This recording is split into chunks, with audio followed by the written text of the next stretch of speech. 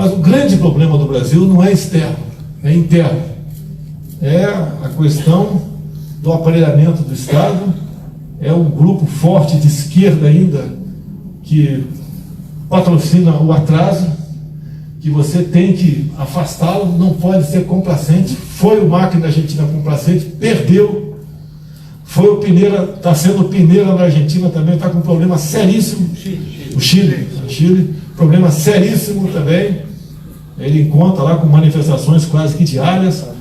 Quando começaram os movimentos ali, que disseram que era espontâneo, mas mais de uma dezena de estações de metrô foram queimadas simultaneamente. Então é orquestrado, sim, não há dúvida, aquele pessoal do Folha de São Paulo, agora Grupo de Puebla, mudaram o nome, né, mas continua a mesma coisa. E o Brasil, será que estamos livres disso? Eu acredito que, se nós bobearmos, volta em 2022 no mínimo, tá certo? E nós temos que trabalhar contra essa proposta. Contra o ministro da Educação, entrou Abraham Van Trauben, eu falei para ele, se eu fosse você, não aceitaria. E resolveu aceitar. É o ministério mais complicado que tem. É um orçamento bilionário, sempre esteve loteado por partidos políticos. Basta ver que o Haddad foi, se não me engano, por 8 anos ministro da Educação. O Haddad, 8 anos ministro da Educação. É uma coisa inacreditável. E a prova da educação está aí. Na prova do PISA, não é um dos, somos o último dentro da América do Sul e fora da América do Sul. Somos o último lugar. É sinal que o Paulo Freire não deu certo. Se a esquerda o trata como ídolo, é sinal que nós devemos desconfiar disso aí. Bem, indo agora para a questão mais importante, né? Um ano depois de governo, se pode falar alguma coisa. Os números vêm demonstrando que o Brasil começou a se arrumar em sua economia. Obviamente, os números de hoje têm a ver, né, a queda drástica na Bolsa de Valores lá no Brasil, no mundo todo, tem a ver com o preço do petróleo, basicamente, que despencou, se não me engano, 30%. Abriu com menos 30%. Tem a questão do coronavírus também, que, no meu entender, está sendo superdimensionado o poder destruidor desse vírus, certo? Então, talvez esteja sendo potencializado até por questões econômicas, né? Mas acredito que o Brasil vai dar certo.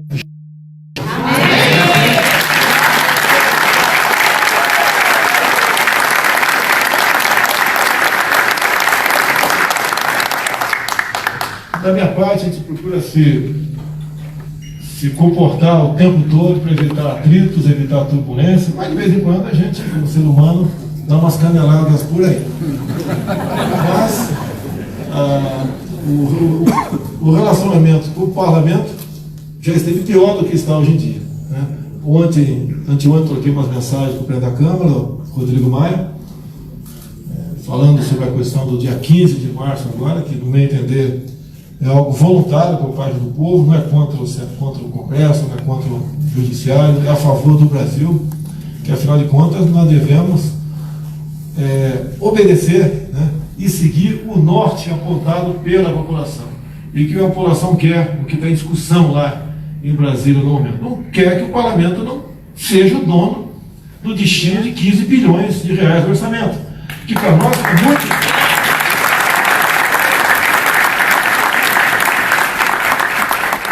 Está em jogo no momento. Eu acredito ainda que até o dia 15 os presidentes da Câmara e do Senado anunciem algo no tocante a dizer que não aceitam isso, e se a proposta chamada PLN 4 tiver dúvida no tocante a ficar com ele esse recurso, para que eles venham destinar esse recurso para onde eles acharem melhor, e não executivo, acredito que eles possam botar até um ponto final, não um ponto final na manifestação, que ela vai haver de qualquer maneira, no meu entender, mas para mostrar que estamos sim afinados o interesse do povo brasileiro. As minhas andanças pelo mundo, todas elas foram benéficas. Nós basicamente já recuperamos a confiança no mundo, tanto é que... Senhoras e senhores, com a palavra o presidente da República, Jair Bolsonaro.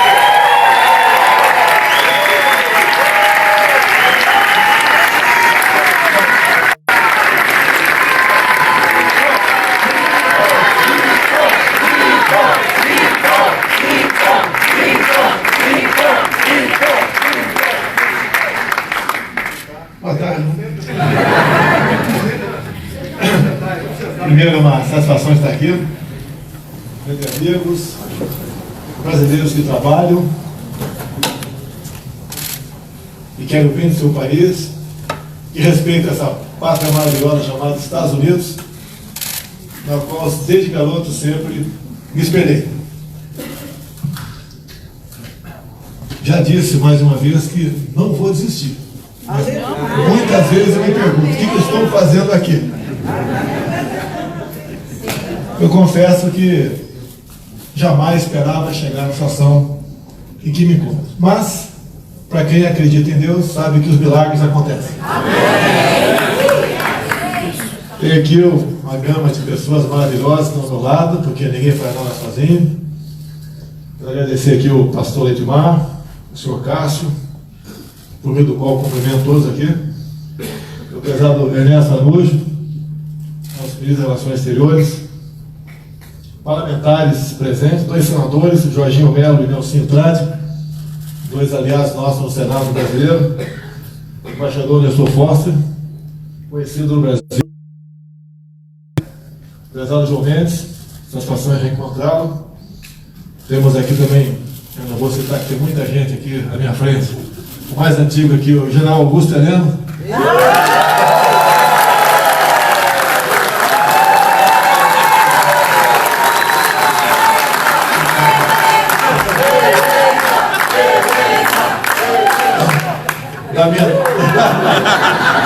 Ele é casado, hein?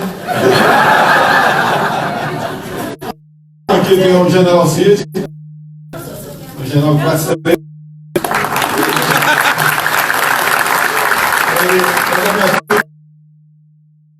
General, eu parei com o capitão para não envelhecer. Um velho colega aqui também, Coronel Márcio, de Engenharia, eu conheço há mais ou menos 30 anos. Eu sei que o que vocês querem é o finalmente, né? Para onde o Brasil vai? Para onde podemos chegar? Yes! Mas deixa eu fazer uma breve introdução. Nós acreditamos em você, Bolsonaro. Isso é importante. Dia 21 agora eu entro no seleto grupo da terceira idade, faço 65 anos. Nasci em 55, meu nome Messias veio da minha mãe, né? Porque eu tenho problema já no ventre e como foi quase um milagre eu ter nascido vivo, veio o nome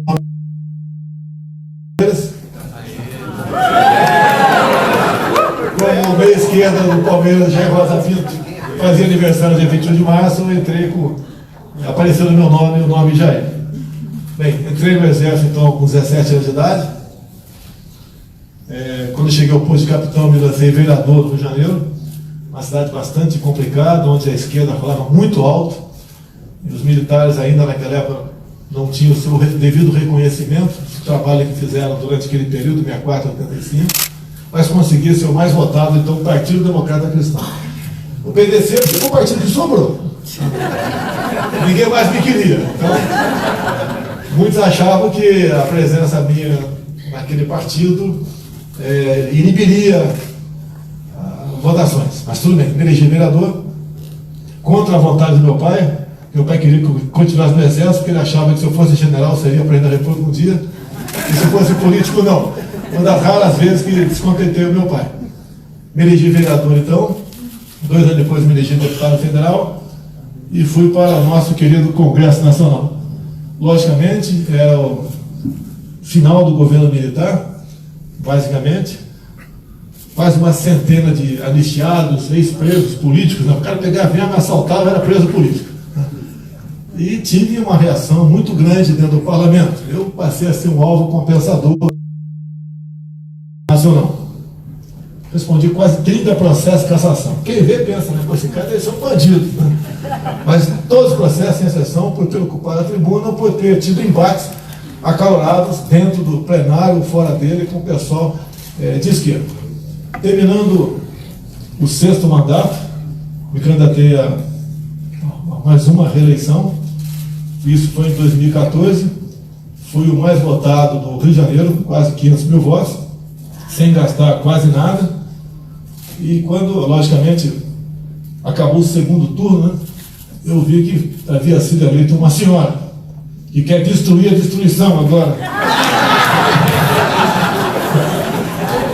E daí, como eu tive uma passagem pela luta armada em 1970, na região do Vale do Rio Ribeiro, onde então Lamarca tinha feito uma base de guerrilha, e foi da minha cidade por coincidência, o exército esteve lá, eu me aproximei do exército, então comecei a conhecer o que era a luta armada, o que aqueles caras queriam naquele momento. Inclusive, um dos atos, deixa bem claro para a imprensa que costuma me criticar, né? A Dilma não estava lá no Vale do Ribeiro, tá ok? A VPR, que pertencia ao Lamarca, era o mesmo grupo da Dilma Rousseff. E lá naquele momento, foi em maio de 1970, foi aprisionado pelo grupo do Lamarca o tenente Alberto Mendes Júnior, um jovem de 23 anos de idade, e foi executado a pauladas nas matas do Vale do Ribeiro Edilmar. Prossegui a minha vida pública, e após então, 2014, né, com a eleição de Dilma Rousseff, eu pensei comigo, né, poxa, para onde está indo o Brasil? Como é que pode essas pessoas serem eleitas, reeleitas no Brasil, se você acabar 8 anos de Lula, com todas aquelas acusações já de corrupção? Chegaremos, o que esse pessoal tem feito na cabeça do povo brasileiro para convencê-los a votar neles? Se bem que sempre desconfiei do voto eletrônico nosso no Brasil. Bem, então comecei falei com a minha esposa que ia disputar a presidência, isso no final de 2014. Obviamente, ela deve ter pensado com seus conhecimentos, né, muito inteirada em política, né? Mas deve ter pensado, qual é desse cara aí? O cara não tem dinheiro, não tem partido político, a imprensa vive batendo nele, né, em sua maioria, onde ele quer chegar. Bem, eu estou pulando etapas para ser bastante rápido aqui. Comecei a rodar o Brasil. Adotei ao longo da campanha, né, uma máxima aqui, uma passagem bíblica, João 8,32, sobre a verdade. E também esse lema Brasil acima de tudo, que sempre é falado nos quartéis, ela fala nos quartéis. E Deus acima de todos, foi num evento em Brasília, fui convidado por um líder religioso para falar para uma plateia, quase 20 mil pessoas na esplanada, e naquele momento ali eu tive um insight, e saquei, né? Deus acima de todos. E parece que ficou bem. Ficou muito bem. Bem, comecei a rodar o Brasil, então. Uma das passagens mais fantásticas minha foi em Manacapuru, coração do Amazonas, onde umas 200 pessoas me esperavam no porto. E conversei com aquele povo pobre, lá do interior, esquecido da região amazônica. E, obviamente, quando viajava para esses locais, eu estudava, né? Qual o problema deles, o que eles gostariam de que fosse feita na tua região, caso eu fosse presidente da República. E assim foi ao longo de, acredito, uns 50, 60 passagens minhas para os mais variados locais do Brasil. A recepção era maravilhosa. Em Manaus, uma das mais importantes, talvez umas 5 mil pessoas no aeroporto, né? Fortaleza, Recife, Cuiabá, Campo Grande, Mato Grosso do Sul, Floripa, do Jorginho. Então era uma coisa fantástica. A imprensa nunca noticiou nada, zero. Às vezes o aeroporto parava por horas, a imprensa não noticiava nada. Tá certo? Afinal de contas, ela tinha seus candidatos. Tá? E para manter os seus privilégios, tinha que trabalhar por esses candidatos, não por mim, que tinha uma bandeira, já tinha uma estratégia, e tinha aquilo na cabeça, né, e externava o que gostaria de fazer quando chegasse à presidência. Chegou o fatídico meia dúzia de...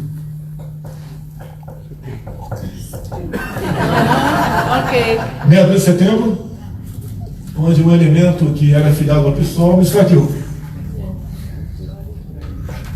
Só Jesus. O que...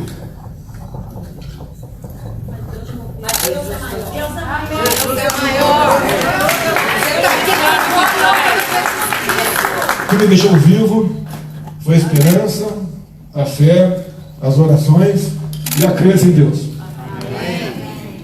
E digo mais, não foi a facada que me deixou. Quando cheguei em Juiz de Fora, aproximadamente 40 mil pessoas na Praça Halfman, deixa eu ver esse nome da praça, Eu ainda falei para o pessoal que estava comigo naquele tempo, como já era a campanha, eu tinha a Polícia Federal ao meu lado. Falei que era a última vez que eu enfrentaria o povo daquela forma, de peito aberto. Porque eu falei, vão me matar. Infelizmente foi a última vez. Aconteceu, mas graças a Deus, por um milagre, segundo os médicos, eu sobrevivi. Amém. Glória a Deus. Minha campanha, eu acredito que, pelas provas que tenho nas minhas mãos, que vou mostrar brevemente, eu fui eleito em primeiro turno, mas no meu entender houve fraude. Tá? E nós temos não apenas uma palavra, nós temos comprovado brevemente, eu quero mostrar, porque nós precisamos de aprovar no Brasil um sistema seguro de apuração de votos. Caso contrário, passível de manipulação e de fraude. Então, eu acredito até que elegi, porque tive muito mais votos no segundo turno do que se poderia esperar. E ficaria bastante complicado uma fraude naquele momento. Bem, nos elegemos, um dos compromissos nossos de campanha foi escolher um ministério técnico. Tenho 2 senadores aqui, eles sabem. Não é fácil, não foi fácil. A barra é pesada. Tá? O grupo por lá de lá, que é o grupo da esquerda, PT, PCdoB e PSOL, foi para o segundo turno. No primeiro turno ficou para trás um grupo lá uma composição de vários partidos, ficou para trás o senhor Geraldo Alckmin, e no segundo turno outro grupo. Então eu cheguei e o meu compromisso de campanha eu botei em prática, apesar das dificuldades que não foram poucas, porque era uma tradição no Brasil a participação político-partidária na composição de ministérios, de indicação para estatais e na presidência de bancos oficiais. É o foco da corrupção. Aí está a alma da corrupção. Se até hoje, 12, 13 meses já, 14 meses do nosso governo, não houve nada de corrupção. Não apareceu. Pode ter, está acontecendo, a gente não sabe, né? Mas nada apareceu. Então, a chave do sucesso disso foram as indicações pessoais do presidente, né? Não porque eu conhecia todo mundo, eu conhecia o João Heleno, conhecia o Almirante Bento aqui das minhas energias de passagem, não conhecia o Ernesto Araújo, mais algum ministro aqui? Secretário da Pesca aqui. Eu conheci o pai dele durante a campanha, depois, quando ele foi me visitar, o pai dele foi antes das eleições. Eu conheci o garoto Jorge Seife aqui, e confesso que impressionado com assuntos da pesca.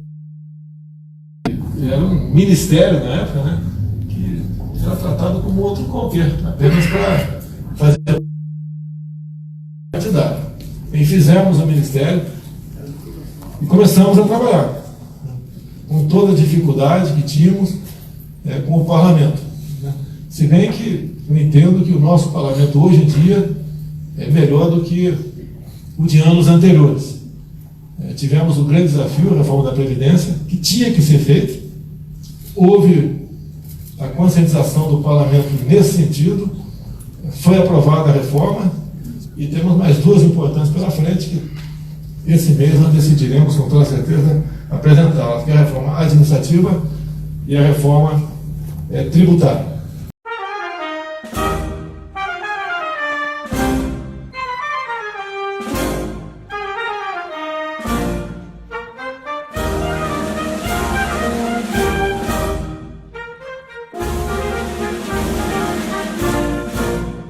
Já podeis dar pátria, filhos, prepotente a mãe gentil.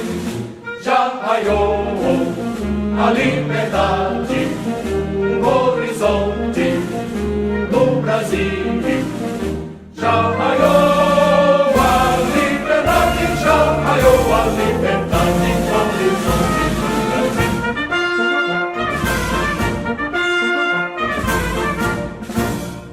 Brava gente brasileira, longe vá, temor servir, ou ficar a pátria livre, ou morrer pelo Brasil, ou ficar a pátria livre,